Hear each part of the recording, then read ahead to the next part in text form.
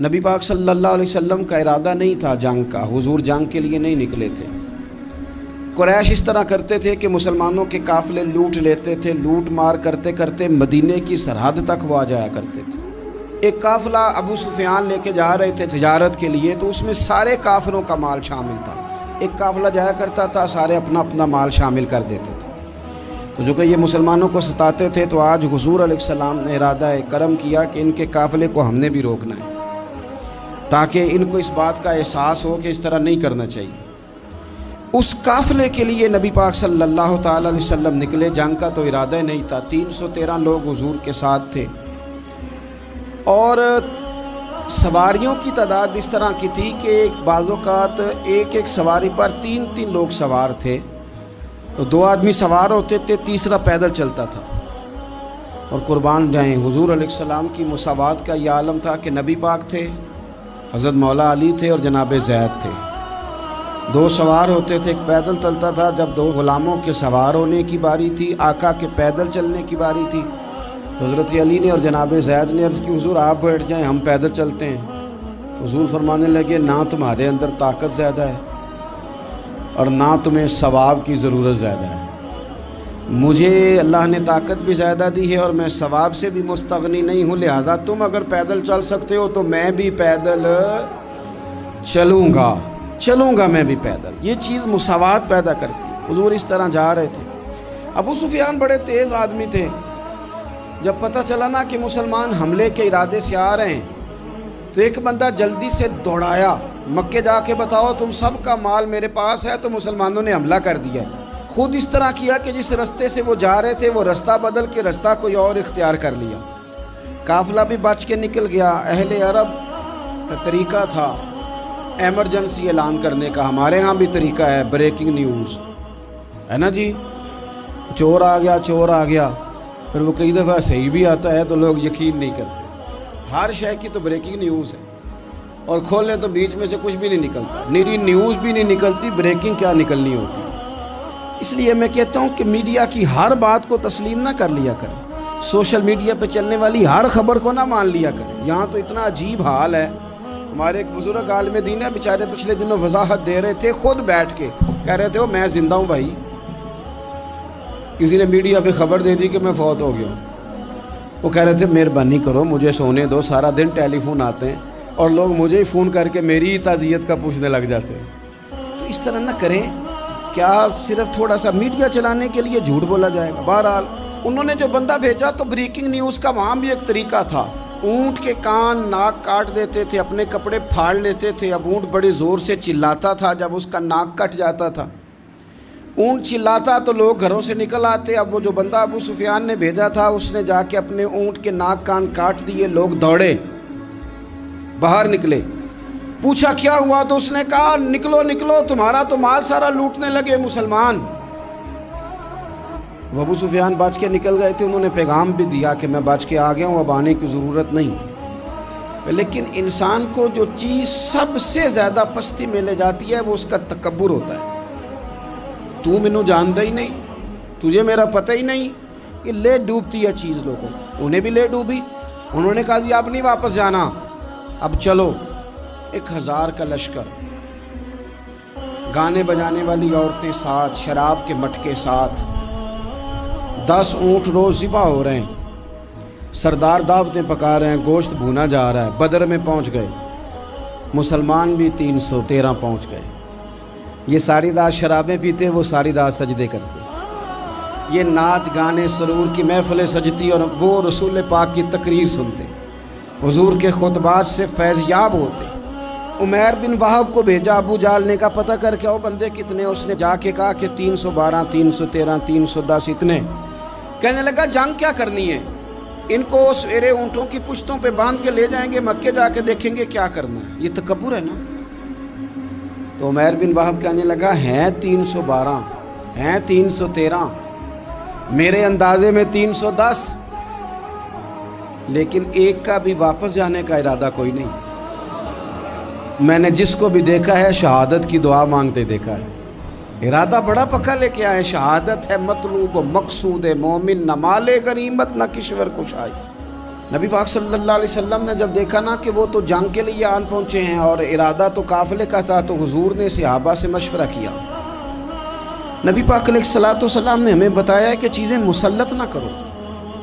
ہم نہ اپنا مسلط کرتے ہیں، یعنی تراویح پڑھنے والا بندہ دوسروں کو بڑا گھورتا ہے کہ تو کیوں نہیں پڑھتا، بھئی تو پڑھ رہا ہے نا تو اللہ سے دعا کر یہ بھی پڑھے، لیکن اپنا مسلط نہ کر، دعوت دے، تبلیغ کر.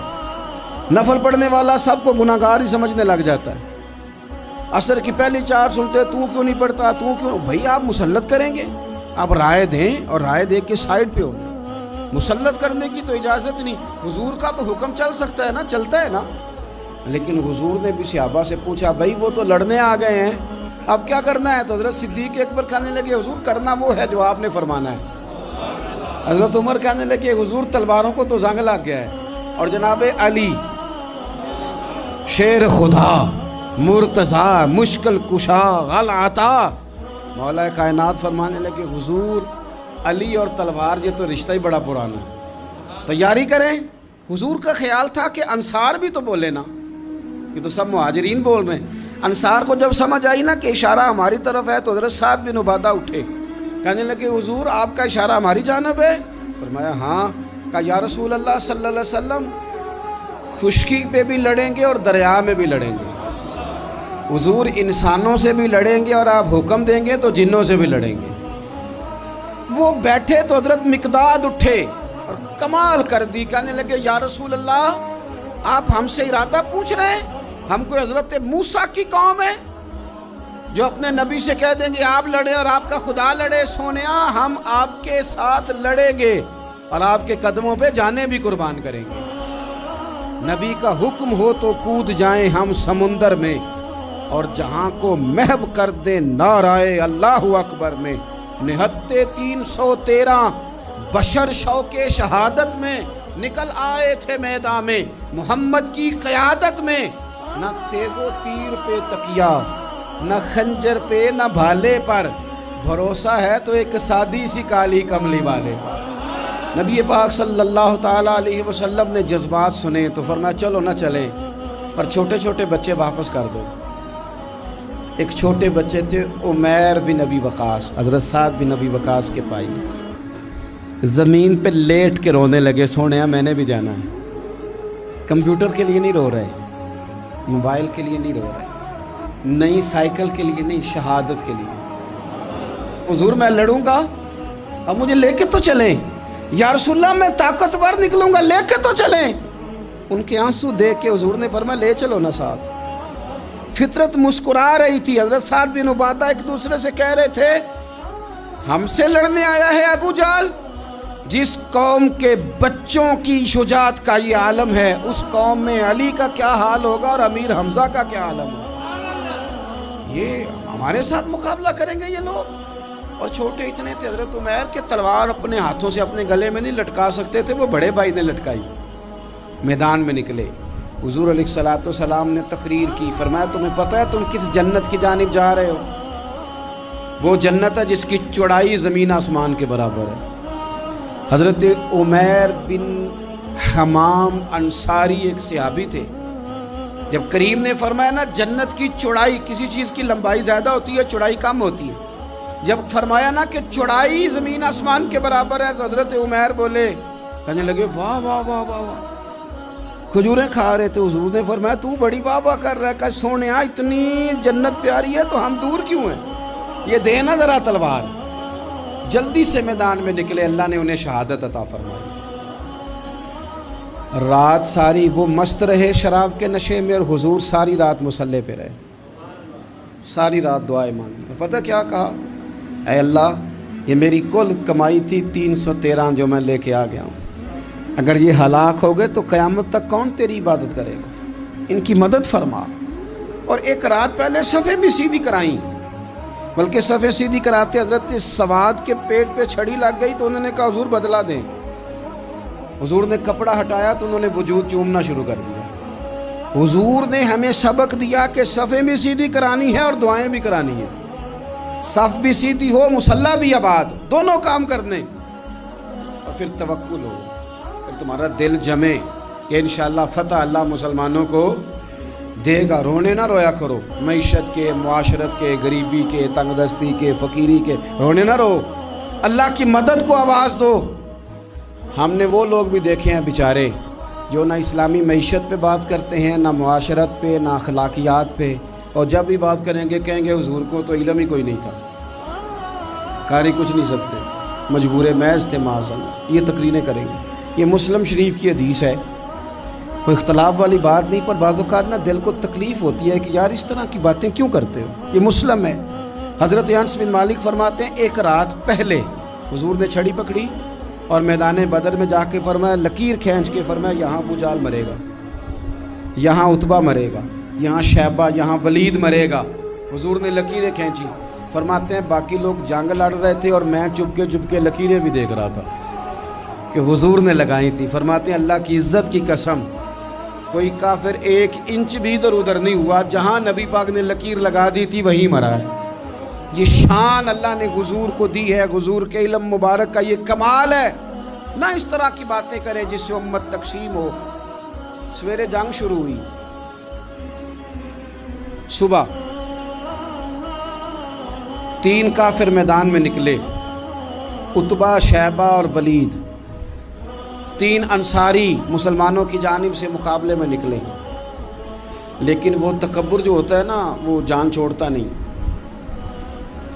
تو ولید کہنے لگا, عتبہ شیبہ کہنے لگے ہم نے نہیں ان سے لڑنا, یہ تو ہمارے پائے کے ہی نہیں, کوئی قریش میں سے بھیجو, قریش میں سے. آپ نے کون سا ناراض ہونا ہے, ویسے چودھریوں کے بچے, سیٹھوں کے بچے کچھ بھی نہیں کر پاتے, کیونکہ ساری زندگی لوگ چودھری صاحب کہہ کے دماغ ہی نہیں ٹھیک ہونے دیتے, وہ رہ جاتا ہے کام سے ہی. میرے حضرت صاحب فرمایا کرتے تھے, میرے استاد جی, کسی گھر میں علم چلا جائے تو کئی دفعہ نکل آتا ہے, لیکن کسی گھر میں پیری مریدی چلی جائے وہ نہیں نکلتی, کیونکہ پیر کا بیٹا جس طرح کا بھی ہو لوگ پیر مان ہی لیتے ہیں. اور اسی طرح کسی گھر میں چودراہٹ چلی جائے تو وہ بھی باہر نہیں آتی. بچوں کو لوگ چودھری کہہ دیتے ہیں, اس بیچارے کا بھی دماغ خراب ہوتا ہے, کچھ کر ہی نہیں پاتا. یہ چودراہٹ ہر جگہ مصیبت کھڑی کرتی ہے الا ماشاء اللہ. ولید کہنے لگا ہم نے نہیں لڑنا, یہ ہمارے پائے کے بندے پہ جو انصاریوں سے لڑے. تو فطرت مسکرا کے کہہ رہی تھی لگتا ہے تمہارا جلدی مرنے کا ارادہ ہے. ٹھیک ہے. پھر نبی کریم نے فرمایا ٹھیک ہو گیا, چلو. ابو عبیدہ بن جراح اٹھے, حضرت عبیدہ اٹھے. حضور نے فرمایا اب اللہ کا شہر امیر حمزہ اٹھے. حضرت امیر حمزہ اٹھے. تیسرے نمبر پہ حضور نے فرمایا یا علی یکم, علی اٹھنا جار ذرا, نکلنا میدان میں. دیواریں ہلتی رہتی ہیں اور در کانپ جاتا ہے. علی کا نام سن کے اب بھی خیبر کانپ جاتا ہے. حضرت علی شیر خدا رضی اللہ تعالیٰ, مولا کائنات اٹھے, حضرت امیر حمزہ اٹھے, حضرت عبیدہ اٹھے. عتبہ کے مقابلے میں گئے, حضرت امیر حمزہ قتل کیا اپنے دشمن کو. شیبہ کے مقابلے میں گئے حضرت عبیدہ, لیکن حضرت عبیدہ بوڑھے تھے, اس نے ان پہ حملہ کیا, ان کا پیر کاٹ دیا.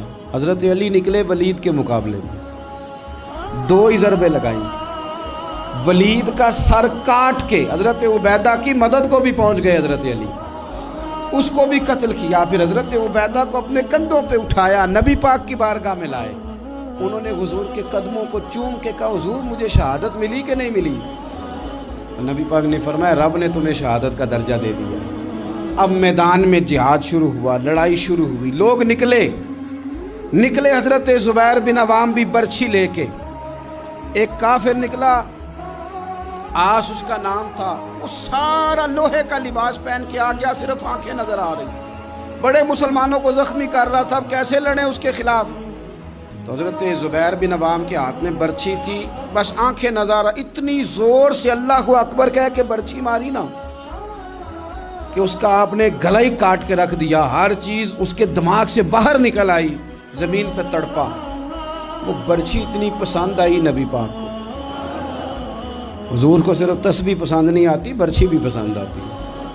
حضور کو صرف تلاوت والا مومن نہیں, جہاد والا بھی پسند آتا ہے. اصل پتہ مسئلہ کیا ہے کہ مسلمان نا ایک چیز دیتے ہیں پھر اسی کا شکار اور دوسری کو چھوڑ دیتے ہیں. دین ہمہ پہلو ہے, آپ سجدے کی بات بھی کریں, جہاد کی بھی کریں, دونوں دین ہیں. اور یہ یاد رکھیں کہ اسی سے مسلمان مضبوط ہوتا ہے. حضور کو برچھی اتنی پسند آئی کہ آپ کو بخاری میں ملے گا, نبی پاک نے برچھی لے کے بطور یادگار کے اپنے پاس رکھ لی. پھر وہ برچی حضرت صدیق اکبر کے پاس رہی، پھر وہ برچی حضرت عمر کے پاس رہی، پھر حضرت عثمان کے پاس رہی، پھر مولا علی کے پاس رہی۔ میں ان لوگوں کو کیا کہوں جنہوں نے مکے مدینے میں نبی پاک کی یادیں مٹا دی ہیں۔ سونے نے تو صحابہ کی یادگار تلواریں بھی سنبھال کے رکھی، اور تم نے حضور نے جس کنویں سے پانی پیا تھا وہ کنواں ختم کر دیا، تم نے جہاں حضور نے غسل کیا تھا وہ جگہ ختم کر دی۔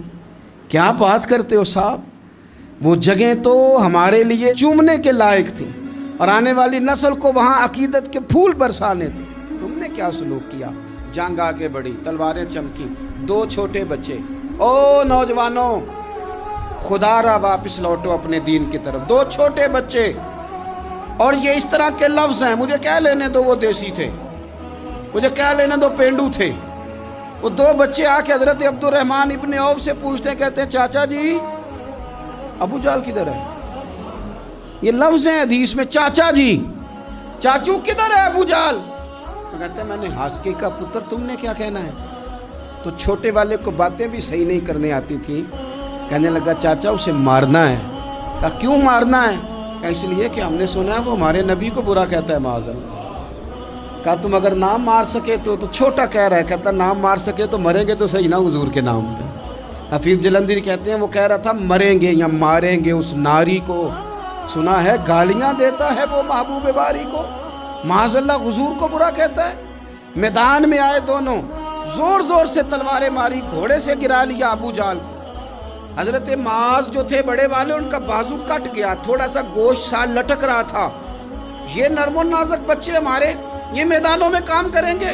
جن کو تھکاوٹ ہوتی ہے، جو پیناڈال کی گولی کھا کے سوتے ہیں رات کو، بازو لٹک رہا تھا۔ حضرت معاذ نے اس پر اپنا پیر رکھا، جھٹکا دے کے اتار دیا۔ حضرت عبداللہ ابن مسعود کو کہا، انہوں نے گردن کاٹ دی ابو جہل کی۔ دونوں تلواریں لے کے حضور کے پاس گئے۔ چھوٹا کہتا ہے حضور میں نے مارا ہے، بڑا کہتا ہے حضور میں نے مارا ہے۔ کہتا ہے نہیں تو پیچھے تھا، میں نے مارا ہے۔ وہ کہتے نہیں تو بعد میں آیا تھا، میں نے مارا ہے۔ فرمایا تلواریں دکھاؤ نا۔ جب تلواریں دکھائیں تو حضور فرمانے لگے تم دونوں نہیں مارا ہے، برابر کا ثواب ہے۔ جس کا بازو کٹا تھا کریم رسول نے فرمایا ادھر لا نا بازو، وہ بازو لائے، حضور نے اسی جگہ رکھ کے نا دوبارہ لعاب دہن لگایا۔ حضرت معاذ حضرت عثمان غنی کے زمانے تک موجود رہے۔ فرماتے ہیں کٹنے سے پہلے طاقت کم تھی، جب حضور نے جوڑا ہے تو طاقت پہلے سے زیادہ ہو گئی ہے، پہلے سے زیادہ ہو گئی ہے طاقت۔ کہتے ہیں کہ نبی پاک سید عالم صلی اللہ علیہ وسلم کی خدمت میں حضرت عکاشہ آئے، کہنے لگے سونیا میرے جذبات کنٹرول میں نہیں آ رہے، میں ان بے ایمانوں کے گلے کاٹوں گا، پر میرے پاس تلوار ہی کوئی نہیں، کوئی تلوار ہو تو ماروں نا۔ ایک درخت کی جڑ تھی، ٹہنی تھی، حضور نے یوں کر کے کھینچی، فرمایا یہ لینا تلوار۔ کہتے ہیں وہ حضور کے ہاتھوں میں ٹہنی تھی، میرے ہاتھوں میں آتی گئی اور تلوار بنتی گئی۔ پھر اس سے کافر کاٹے حضور کے معجزات۔ 5000 فرشتہ بھیجا اللہ نے جنگ بدر میں۔ کتنے؟ یہ میں نے بات اس لیے بیان کی ہے کہ اقبال نے ایک مشورہ دیا، کہتے ہیں تو فضائے بدر تو پیدا کر، فرشتے تیری نصرت کو اتر سکتے ہیں گردوں سے، کتار اندر کتار اب بھی۔ اقبال کیوں ایسا کہہ رہا ہے؟ تو اقبال کہتے ہیں اس لیے کہ آج بھی ہو اگر ابراہیم کا ایمان پیدا تو آگ کر سکتی ہے انداز گلستان پیدا۔ 5000 فرشتہ آیا۔ مجھے تو لگتا ہے فرشتوں نے بھی دعا کی تھی کہ یا اللہ ہم تیرے نبی کی قیادت میں لڑنا چاہتے ہیں۔ فرشتے آئے، سپر پاور تھی روما، بڑی طاقتور سمجھتی تھی، ایران، روم، یہ کیسر و کسرا، بڑی طاقتیں تھیں۔ عرب کے لوگ تو بوریا نشین تھے، صحراؤں میں نکل کے انہوں نے الٹ پلٹ کے نہیں رکھ دی سارا کچھ۔ علامہ اقبال سے کسی نے پوچھا تھا کہ مسلمان دوبارہ سے کبھی میدانوں میں آئیں گے؟ تو اقبال کہنے لگے ہاں ہاں ضرور آئیں گے، آئیں گے، یہ نکلیں گے۔ کیا کس طرح؟ کہنے لگے میں نے فرشتوں سے سنا ہے، نکل کے صحرا سے جس نے روما کی سلطنت کو الٹ دیا تھا، نکل کے صحرا سے۔ قدسی کہتے ہیں فرشتوں کو، اقبال کہتے ہیں رات وہ باتیں کر رہے تھے، میں نے سنا ہے کہ نکل کے صحرا سے جس نے روما کی سلطنت کو الٹ دیا تھا، سنا ہے میں نے یہ قدسیوں سے کہ وہ شیر پھر ہوشیار ہوگا، وہ جاگے گا، وہ بیدار ہوگا۔ یہ قدسیوں سے سنا ہے میں نے، وہ آئے گا میدانوں میں۔ گھمسان کا رن پڑا، ابو جال قتل ہوا، امیہ قتل ہوا، کچھ دیر کے بعد مارا گیا، ابو البختری اور عتبہ اور شیبہ اور ولید بڑے بڑے سردار قتل ہوئے، 70 کافر مارے گئے، 70 مسلمانوں نے قیدی بنا، باقی بھاگ گئے اور سامان چھوڑ کے بھاگ گئے اور گھوڑے چھوڑ کے بھاگ گئے، اور جس کو ادھر بھاگنے کا موقع ملا ادھر بھاگا، کہہ رہے تھے ان کو باندھ کے لے جائیں گے، اور جس کو ادھر بھاگنے کا موقع ملا وہ ادھر بھاگا۔ پیچھے سے حضرت سعد بن عبادہ بول رہے ہیں، کہنے لگے ہم نے تو سنا تھا مردوں سے مقابلہ ہے، تم تو بیویوں سے بھی کمزور نکلے ہو، کیا بھاگتے ہو؟ 14 مسلمان شہید ہوئے صرف۔ 3 دن حضور نے قیام کیا بدر میں، قربان جائیں۔ جنگ کا آغاز بھی میرے نبی کے سجدے سے ہوا، اور جنگ ختم ہوئی تو پھر کریم سجدے میں چلے گئے۔ اللہ تیری مدد آئی تو کام بنا، تیری مدد نہ ہوتی تو کچھ نہ کر پاتا۔